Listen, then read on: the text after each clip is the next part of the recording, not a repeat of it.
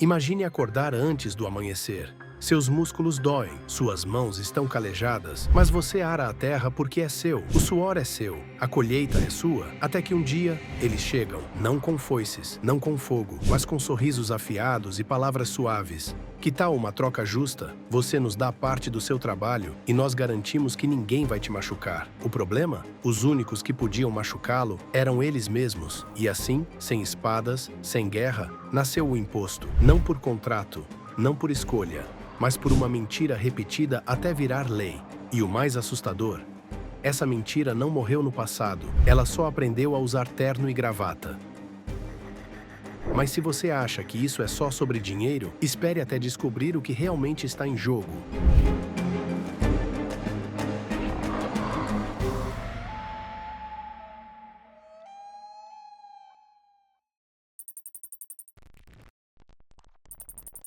Imagine a cena. Você tá lá, colhendo seu trigo, criando seus filhos, achando que ninguém vai mexer com você, até que eles aparecem, os nômades. Eles não plantavam, não colhiam, mas tinham espadas. E aí veio a oferta mais antiga do mundo: me dê parte do que é seu ou eu tomo tudo. Simples, direto, brutal. Mas aqui tá o pulo do gato. Eles não invadiam, não queimavam tudo. Não, eles eram espertos. Sabiam que um agricultor morto não planta e um campo queimado não dá colheita. Então criaram o primeiro sistema. Pague-nos e nós te protegemos. Proteção de quem, você pergunta? Ótima pergunta.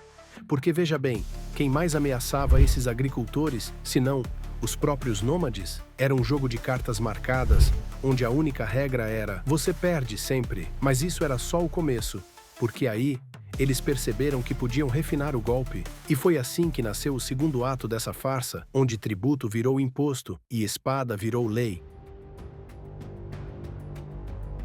E então, eles descobriram que medo cansa, que violência gera revolta. Foi assim que a espada virou psicologia. A grande sacada não era mais chegar gritando: me dê seu trigo, mas sim sussurrar: você não seria egoísta, né? Imagine a cena. Você, agricultor, olha para seu filho faminto e pensa: por que estou dando metade do que planto a esses parasitas? Mas aí, eles entram na sua mente. E se os bárbaros atacarem? E se sua família ficar desprotegida? Você não é um bom pai se não pagar pela nossa bondade. E assim, sem um só corte de espada, eles fizeram você acreditar que o perigo sempre vem de outro lugar, nunca deles. Você é ingrato por questionar. Quem não paga é um criminoso, não o criminoso original. E o mais brilhante? Quando você começa a defendê-los, é pelo bem comum. Alguém tem que manter a ordem. Sem eles, seria o caos. Oh, nobre senhor, obrigado por levar meu pão. Como seria perigoso viver sem você? Parabéns. Você acabou de lavar o sangue do seu sequestrador com as próprias mãos. Mas o verdadeiro trunfo deles ainda está por vir, porque em breve eles nem precisarão mais da sua gratidão, só da sua obediência.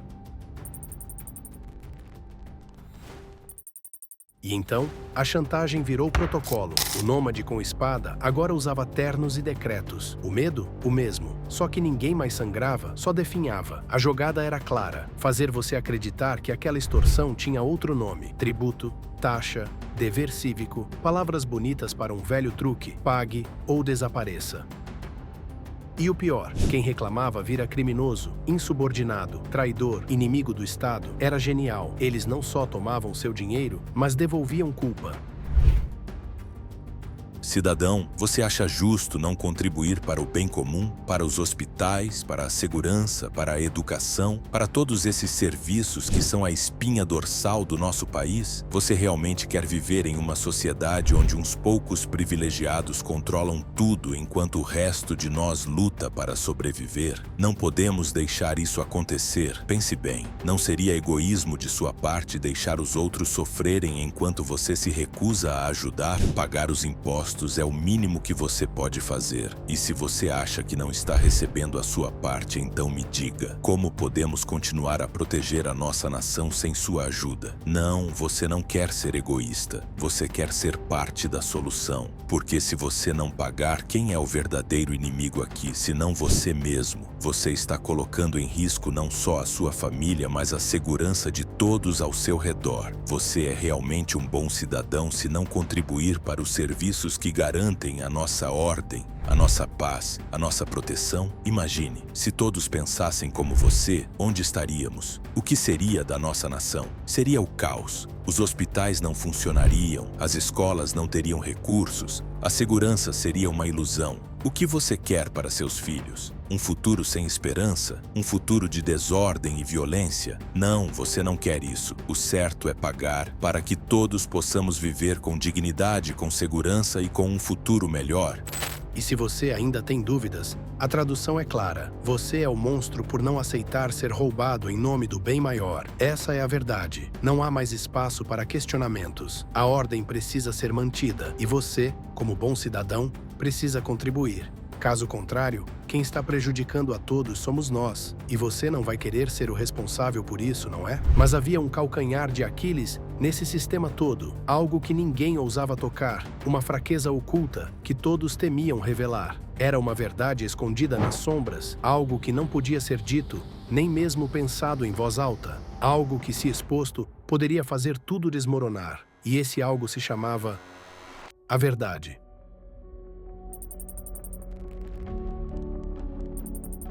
E aqui chegamos à peça mais repulsiva desse grande quebra-cabeça. Não bastava apenas tomar o poder, eles precisavam que você acreditasse que tudo era justo, que havia uma razão sagrada por trás de tudo isso. Foi assim que nasceu o Teatro da Legitimidade, um espetáculo cuidadosamente ensaiado, repleto de rituais de coroação, juramentos solenes e procissões grandiosas. Tudo feito para criar a ilusão de que, olhem, somos mais do que simples governantes, somos seres sagrados, escolhidos para comandar, símbolo, moedas com os rostos de reis, brasões desenhados para impressionar, hinos que ecoam em cada canto. A mensagem era clara: não é roubo, é participação em algo muito maior, em algo que você, como cidadão, deveria aceitar como parte do seu dever.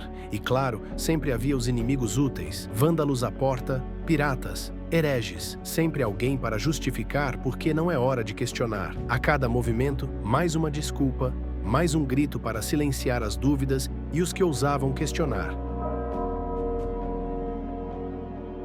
E o golpe de mestre? Foi simples. Fizeram você trabalhar para sua própria escravidão, fazendo com que você acreditasse que tudo aquilo era necessário, uma obrigação moral. Eu pago meus impostos com um orgulho que não se pode medir. Afinal, é minha obrigação como patriota, não é? Cumprir com o meu dever, sustentar o sistema que me oferece tudo o que preciso. Ou pelo menos foi isso que me ensinaram. Sim, parabéns. Não só aceitou a corrente, como beijou o chicote. A sua própria liberdade foi sacrificada em nome de um ideal falso que você aceitou com uma reverência cega. Mas como toda farsa, essa também tinha um ponto fraco, e ele estava escondido bem no lugar mais óbvio de todos.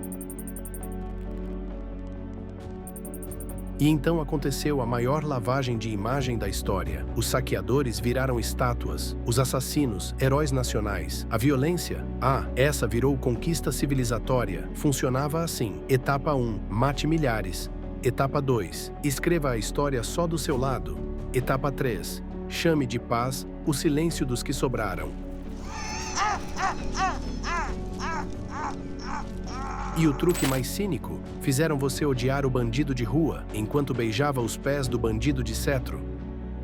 Este grande líder unificou nosso povo, trouxe ordem, progresso. E como ele fez isso, crianças? Ele trouxe a paz, a segurança que todos precisamos. Os impostos que pagamos não são um fardo, são um dever cívico. Ajudam a manter nossa ordem, nossos hospitais, nossa educação. Pagar é o que mantém tudo funcionando, todos unidos. O que seria da nossa paz sem isso? Agora lembrem-se, sem os impostos, sem a obediência, não há progresso. Estamos ajudando a construir o país, a garantir nossa ordem. É simples, cumprir com o dever é garantir a paz e a segurança para todos. Tradução: este psicopata matou quem discordava e chamou de ordem o cemitério que sobrou. Mas havia um problema nesse conto de fadas todo. As vítimas nunca morriam de verdade, elas só mudavam de nome.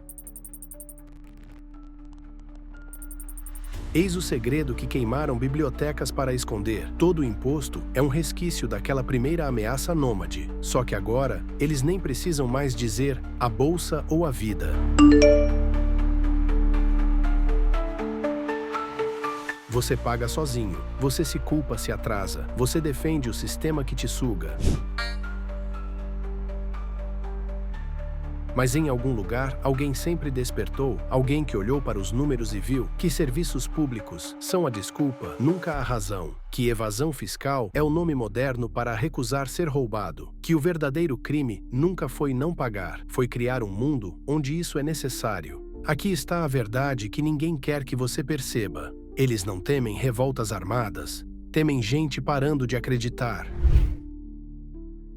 Porque no dia em que você entender que proteção não deveria ser um serviço pago, mas um direito natural, que lei não é ordem, é controle, que governo não é pai, é refém do próprio poder. Nesse dia tudo muda, e isso eles não podem taxar. No fim, o imposto nunca foi sobre justiça, foi sobre poder. O poder de dizer, o que é seu, na verdade, é nosso. E a pergunta que ninguém faz é, quando foi que aceitamos isso como normal? E aí, qual imposto você acha mais absurdo? O que ninguém deveria aceitar? Se esse vídeo fez você olhar para sua próxima nota fiscal com outros olhos, deixa o like.